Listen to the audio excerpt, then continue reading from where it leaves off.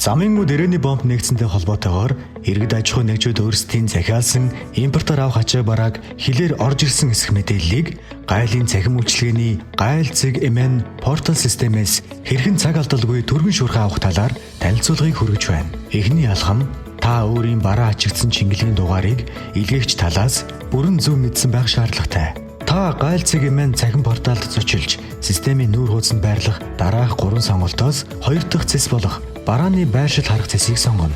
Чингэлгийн дугаар нь үсэг болон тооноос бүрдсэн байх бөгөөд ихэвчлэн эхний 4 орн нь латин үсэг, сүүлийн 7 орн нь тооноос бүрдсэн байна. Тухайн цэсний доор харагдах талбарт чингэлгийн дугаарыг оруулж хаях төвчийг дарахад дараах мэдээллүүд танд харагдана. Барааны байршлын мэдээлэл сонгохны хэд таны бараа ачигдсан чингэлэг улсын хилээр хизээ орж ирж хизээ гайлын хяналтад орсон, аль тээвэрлэгч байгууллага тээвэрлэж импортлсон, одоо аль гайлын газар ямар хяналтын бүсэд байгаа зэрэг анхан шатны мэдээллүүд танд харагдана. Жишээ нь дээрх дугаартай чингэлэг улсын хилээр орж ирээд 2022 оны 1-р сарын 28-ны өдрийн 9 цаг 31 минутанд гайлын хяналтад бүртгэгдсэн байна. Тээвэрлэгч байгууллага нь энхүү харагдах бөгөөд мөн тус чингэлэг нь замын үдих гайлын газрын бүс нутгийн логистикийн төвийн гайлын хяналтын бүсэд байна. Өөрөөр хэлбэл тухайн чингэлэг улсын хилээр орж ирсэн байна.